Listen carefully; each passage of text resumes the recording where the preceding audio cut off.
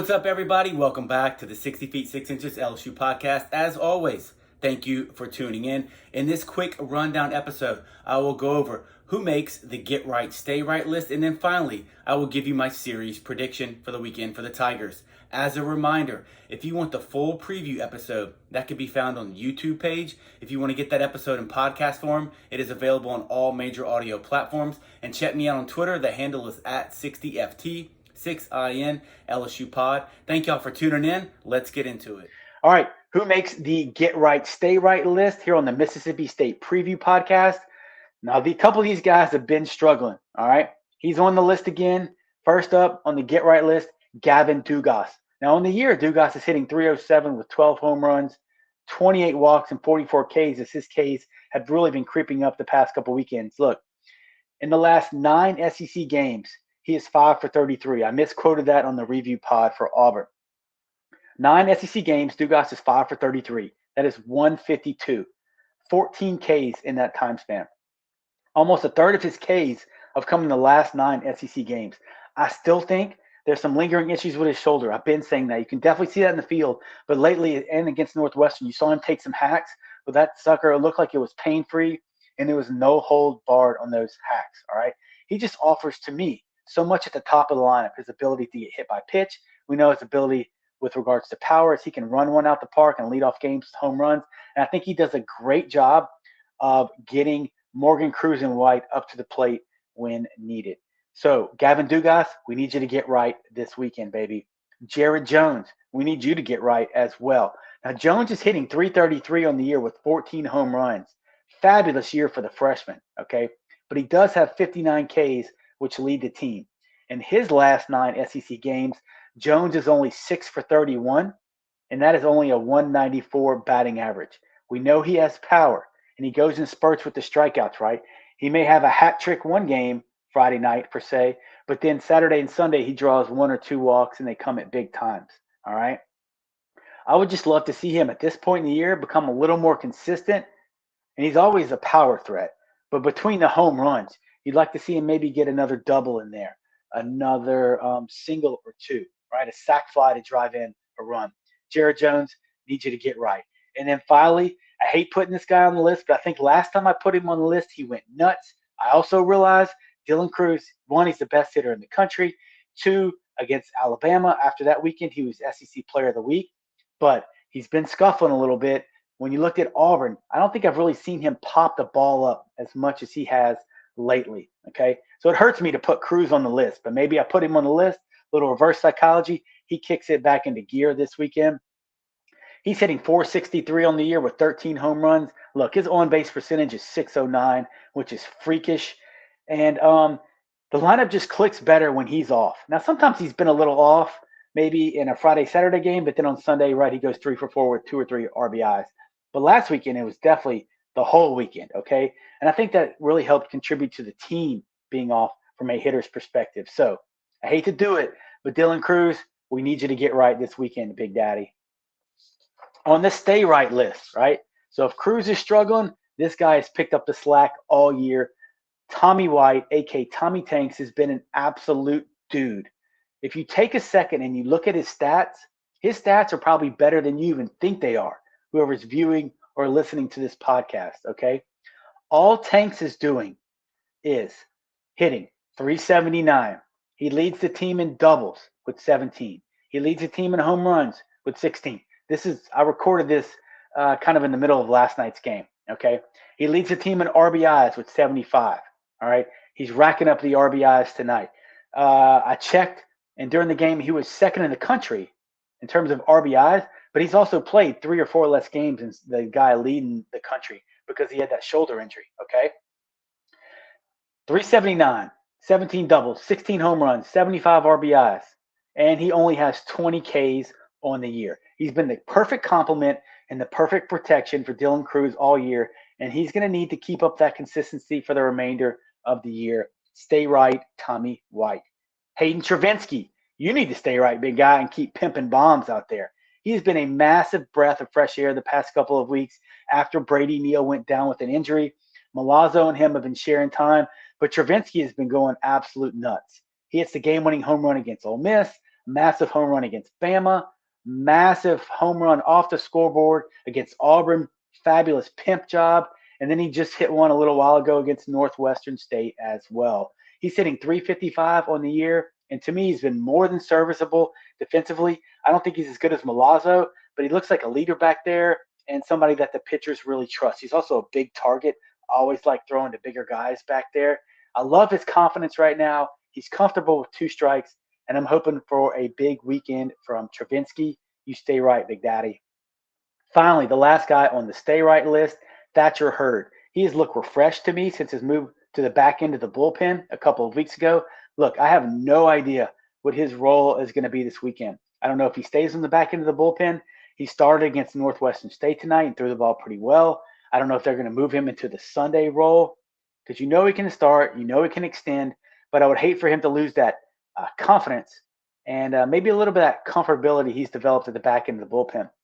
Look, Hurd over his last 4 appearances, 9 innings pitched, 4 hits, 2 runs, 2 earned, 4 walks, 13 Ks. I mean, if he could give you that in a start, even half of that, that would be fabulous, okay? So his velocity looks good. His slider looks better. He looks aggressive. He looks confident in terms of his mindset and his body language on the mound. So I can't wait to watch Thatcher Hurd pitch this weekend. And you, Mr. Hurd, stay right as well. All right, let's get into the prediction here for the Mississippi State series on the 60 feet 6 inches pod as we begin to wrap up. LSU needs to get back on track a little bit. I just think it was an off weekend, mainly from the hitting side. Look, I know the pitching kind of is what it is this weekend, right? And it was not a good look. They lost their first series, but I really struggled in doing my prediction to think about when they've played a complete 3-game series all year. I'm talking about hitting, pitching, fielding, all of that. They've had bits and pieces, and lately the pitching's just been sliding and sliding and sliding in terms of their performances besides Skenes. So it's really time. I mentioned it a couple weeks ago, but I mean, it's getting down to the nitty gritty here to where they got to start playing complete games. Now, is it good enough to get by Mississippi State if they play an incomplete series? Yes, but let's think big picture, right? Think regionals. Think about beating the 2 seed. Think super regionals. You're looking at, possibly playing another SEC team like a Tennessee or maybe even a South Carolina if they continue to slide, okay? Or then you have a team maybe from the ACC, all right, like a Virginia or somebody like that. So think big picture, okay? LSU staff outside of Skenes wasn't great. We all know that. And Jay Johnson said as much this week. And it looked like he said they were going to take a deep dive into definitely some roles needed to change. I don't know if those mean in terms of the starters or he gets used out of the pen, but I think you need to go with the hot hand. They do not need to be afraid to throw guys back-to-back days as long as it's, and they're almost overly cautious, right? They're not going to throw a guy back-to-back days if he's thrown like more than 30 pitches. And I can understand that, but I think they shouldn't be scared. If those guys are hot, it's okay if they throw another inning on Saturday, if they do an inning on Friday. They will be just fine, I promise. Mississippi State's a dangerous team. They're a desperate team in terms of that. They need some wins to get in the SEC tournament, as I already talked about. And regardless of what their record says and their pitching stats, they have some hitters that can hurt you. And we learned Auburn had bad pitching stats. State's got terrible pitching stats. That doesn't mean they can't put it together for one weekend. I think LSU's hitters are going to get back to their usual ways. And State does have some good arms. I just don't think it's good enough to hold the LSU offense down for 2 weekends in a row. Therefore, I'm calling for LSU to take 2 out of 3 games from Mississippi State this weekend at home in the last home SEC series for those seniors. I really wanted to call a sweep this weekend, but with the issues and continued inconsistencies after Skenes and some of the up and down performances of guys in the pen, I just couldn't do it. I definitely think there's going to be 1, if not 2, slugfest, and LSU's just going to have to figure out a way to outlast State, probably in one of these games, and I just couldn't do it, right? I want the sweep. I think they have a very high likelihood of sweeping, but I'm just going to go a little conservative here and say the Tigers take 2 out of 3 from the Bulldogs. All right, wrapping up here on the 60 feet 6 inches LSU pod. Let me get you caught up and run down with the SEC series this weekend. Really good series, really tough to pick, and some very important series as we only have 2 more weekends left in conference action. Starting it off with a bang, baby. Vanderbilt at Florida. Florida lost the series to A&M last weekend, I believe. Vandy's been up and down. They lost the series to Bama. I got the Gators getting right. The Gators take 2 out of home from the Commodores. Kentucky is streaking, so is Tennessee. This is going to be a great series in Knoxville. I think the Vols stay hot against a very good Kentucky team, and I think the Vols hold them down as I don't think Kentucky has great pitching. I think the Vols take 2 from Kentucky. Mizzou is hosting Georgia. Give me Mizzou in an upset, right? Georgia can swing it, but Mizzou is oddly tough at times. So I think Mizzou takes 2 at home from the Bulldogs. A&M and Bama. I like Bama coming off the coach firing, right? They probably pulled together as a team. They're probably really close. Took the Vanderbilt series last weekend, so they're feeling really good. They battled LSU hard 2 weekends ago. I got Bama taking 2 on the road in College Station. I got Auburn to take 2 in Oxford as Auburn is streaking. Ole Miss continues to scuffle. And then finally, another marquee series as the quote-unquote number 1 team in the country, South Carolina Gamecocks at one time.